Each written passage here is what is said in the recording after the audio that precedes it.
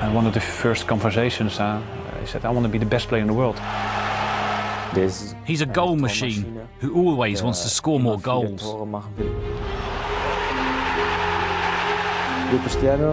Cristiano has a special finishing ability. I don't know if it's magical or divine, but it is unique. Every time he goes on the pitch, he's dangerous. He's gonna do something.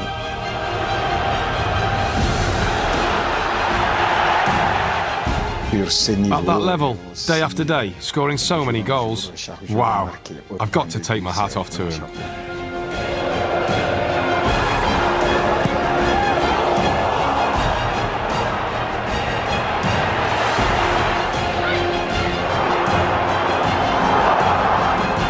Among the all-time greats. That's not even in doubt.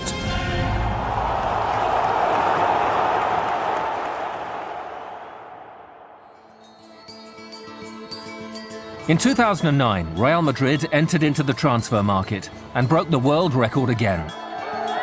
94 million euros were paid to Manchester United to sign a 24-year-old Portuguese star, the holder of the Ballon d'Or, FIFA's World Player of the Year.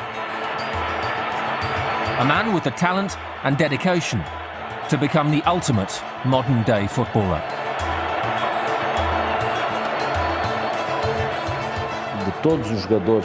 Of all the great players I've had the pleasure to work with, the most determined, most meticulous, most focused, day after day in his work, the most committed to attain certain goals is without doubt Cristiano. I think I am an ambitious person, ambitious player, and you know, and this is my life, this is what I love to do. Nearly 600 miles from the Portuguese mainland lies the island of Madeira, the birthplace in 1985 of a world football phenomenon. Obsessed with the game from a young age, the raw talent of Cristiano Ronaldo quickly attracted the attention of the island's best teams. It was not long before Portugal's top clubs came calling. At age just 11, he signed for Sporting Lisbon. I was still in Portugal when the news regarding Cristiano began to filter out. And when I went to Manchester United, he continued his progress through the various academies at Sporting Lisbon. In my opinion, Ronaldo always wanted to be a professional footballer.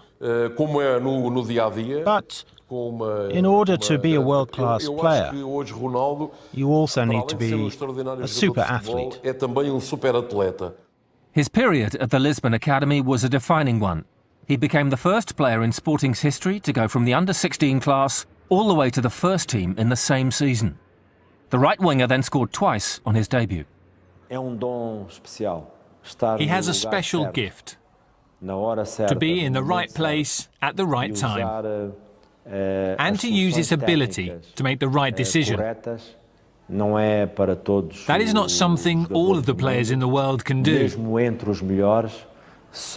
Even among the best, only some have that special gift of being able to anticipate things which most players cannot even see.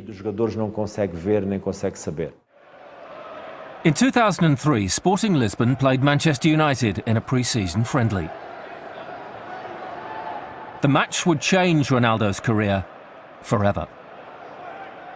We've seen this lad get the ball and just quick feet and beat Shazy and get across or get a shot off, and you sort of suddenly sat up on the bench and woke up and go, whoa, what have we just seen there?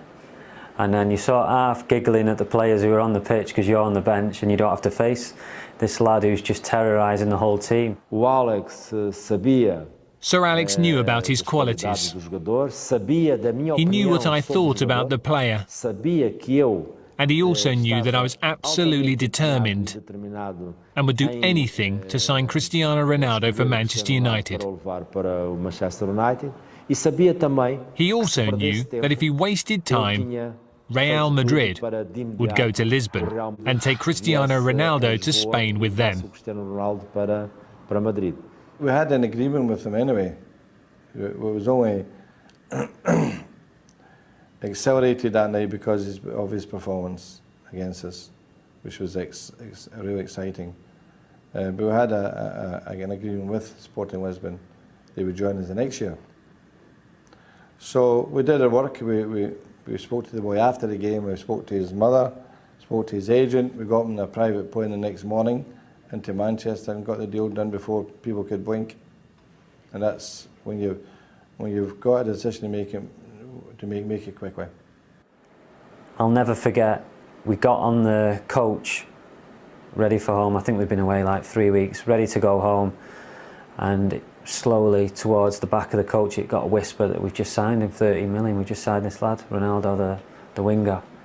And there was like a buzz of excitement, so we were all trying to find out a little bit more about him. We'd obviously just seen 90 minutes of him or whatever he played, and he stood out, and yeah, it was a moment that you'll never forget, that you first seen him, because he was such a talent. In Manchester, Ronaldo faced the challenge of a new country, a new way of life, and a new style of football. The young Portuguese was eased in gently by manager Sir Alex Ferguson. But watching at close quarters, it was obvious the Scot had signed a player of immense natural ability.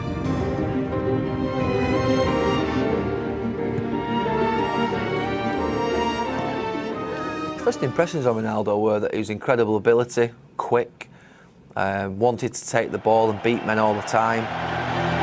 There was a buzz of excitement as soon as he stepped off the bench for his debut at Old Trafford against Bolton Wanderers.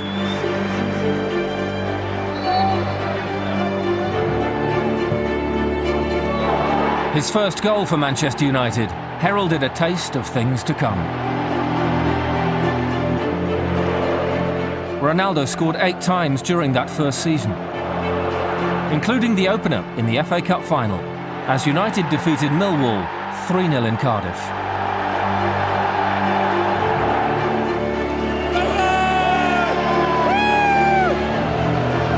Still only a teenager, Ronaldo had established himself as the club's new number 7, following such icons as George Best, Eric Cantona and David Beckham.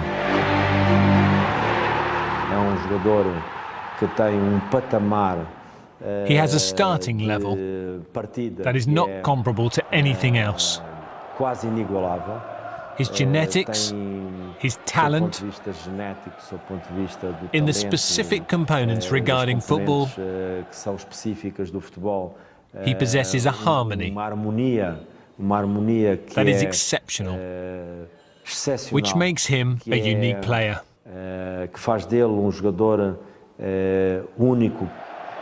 Ronaldo was not yet the finished article, but his desire to improve was obvious to all.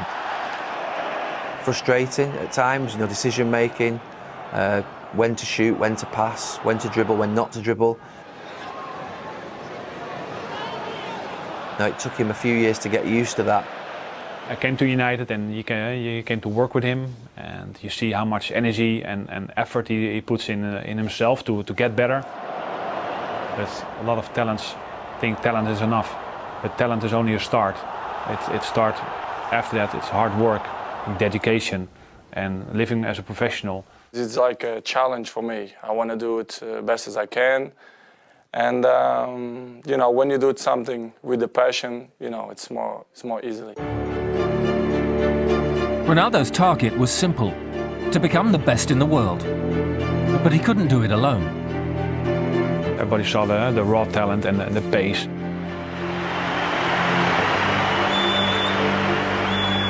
He achieved a lot for himself, but of course along the way you need people to help. And I think Carlos Queiroz was important for him as a Portuguese coach at Man United. We always wanted me to be in goal. And obviously made a little game of it, of course, and then with his free kicks. And Ronnie, you never score anyway. Come on, go and goal. I'm gonna score now.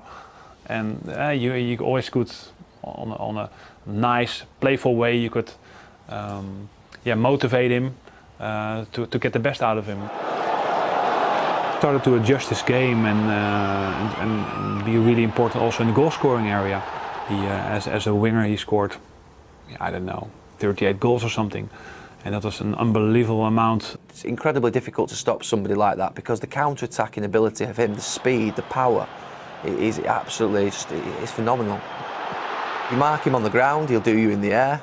If you stop him going on his left, he'll go on his right. If you stop him shooting from distance, he'll dribble into the box. If you think that your left back's doing well against him, he'll play against your centre back. If your centre back does well against him, he'll play against your right back. He really will pose every single problem that you need to pose in a game. Ronaldo was becoming the Premier League's best player, but not everyone was won over. Despite his success in England, he faced constant criticism over his failure to convert his ability into greatness for Portugal's national team. When the fans see Cristiano playing for Real Madrid, they expect to see the same great feats in the national team as they saw a week before.